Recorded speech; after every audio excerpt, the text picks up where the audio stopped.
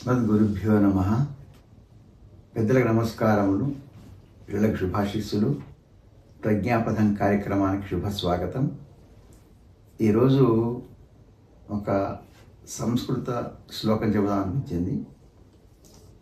ఇది ఎట్లా ఉంటుందంటే, సంస్కృతం అంటే తెలియని వాళ్ళు కూడా తేలిగ్గా అర్థం చేసుకోవడానికి వీలుగా ఉండేది, రిథమిక్గా ఉంటుంది. ఏంటంటే, ఇందులో భోజరాజు ఒకనాటి ఉదయం, ఇంకా తెల్లవారలేదు అప్పటికి, పైన రాజప్రాసాదంలో అటు ఇటు పచారు చేస్తున్నాడు. అది చక్కని శీతాకాలం, ఇంకా మంచు తెరడు సరిగా విడిపోకముందే. అప్పుడు సూర్యభగవానుడు ఉదయిస్తున్న సందర్భంలో చూస్తూ కిందికి చూశాడు ఆయన. ఆ రాజమార్గం గుండా ఒక 6-7 అమ్మాయి నడుచుకుంటూ వస్తుంది. ఇతనే ముచ్చటేసింది, ఇంత చలిలో ఎట్లా వస్తుంది అమ్మాయి అని చెప్పేసని ఒక భటుడిని పిలిచి ఆ అమ్మాయిని తీసుకురా అన్నాడు. అతని వెళ్ళి తీసుకొచ్చాడు. ఆ అమ్మాయి వస్తూ నమస్కారం మహారాజా అన్నది. అనగానే అప్పట్లో అంతా సంస్కృతంలో మాట్లాడుకునేవారు. అతను వెంటనే అమ్మాయిని చూడగానే ముద్దేసి కావా బాల అన్నాడు. అంటే పిల్లల్ని మనం గోముగా అడుగుతాం, నీ పేరేంటండి, ఏంటమ్మా నీ పేరు అన్నట్టుగా అంటాం కదా. సంస్కృతంలో వా అంటే ఏమో అనే అర్థంలో వస్తుంది, కిం వా అన్నట్టుగా.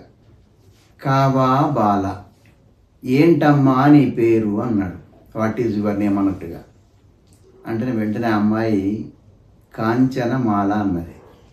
నా పేరు కాంచనమాలనండి అని అర్థం అన్నమాట. రెండో ప్రశ్న వేశాడు, కశ్యాపుత్రి అన్నాడు. ఎవరి అమ్మాయివి నీవు అంటే, ఇక్కడ కశ్యాహ అనేది స్త్రీలింగం, అంటే మీ అమ్మ పేరు ఏంటి అర్థం అన్నమాట. అక్కడ కశ్యాపుత్రి ఎవరమ్మాయివి నీవు అంటే కనకలతాయాహ అన్నది. అంటే మా అమ్మ పేరు కనకలత అండి, కనకలత బిడ్డని అని చెప్పింది. సరే, బాగానే ఉంది. మూడో ప్రశ్న వేశాడు, కిం వా హస్తే అన్నాడు. నీ చేతిలో ఏదో ఉందేమిటి, ఏంటని అడిగాడు. ఏంటో అవి అన్నట్టుగా అడిగాడు.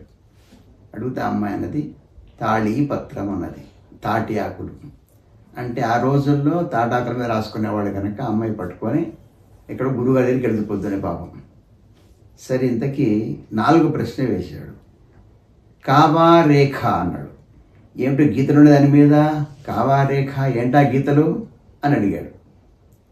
అడిగిన అమ్మాయి అన్నది కాఖ గాఘ అన్నది, అన్ని దీర్ఘాలే.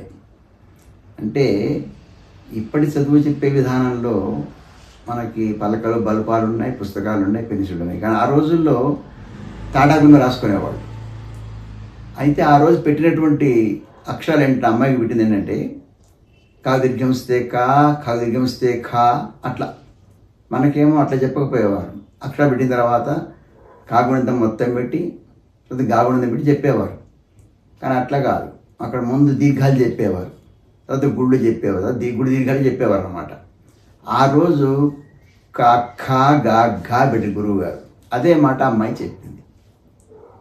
ఇందులో విశేషం ఏంటంటే, రాజుగారి ప్రశ్నకు ఆ అమ్మాయి చెప్పే జవాబుకి మొత్తం కలిపి ఒక శ్లోకం అయిపోయింది. కావా బాల కాంచనమాల కశ్యాపుత్రి కనకలతాయాః కిం వా హస్తే తాళీపత్రం కావా రేఖ కాఖ గాఘ. అంటే ఆ ప్రశ్న జవాబు కలిపి మొత్తమే శ్లోకమైంది. ఇది తేలికైనటువంటి శ్లోకం ఇది. అంటే అర్థం చేసుకోవడానికి వీలైనటువంటి ఒక శ్లోకం ఇది. ఇందులో ప్రశ్న జవాబు తప్ప వేరే ఏం లేదు. ఇది భోజన సందర్భించినటువంటి చిన్న శ్లోకం అన్నమాట. ఇవాళ చెప్పాలనిపించింది చెప్పాను. జై శ్రీమన్నారాయణ.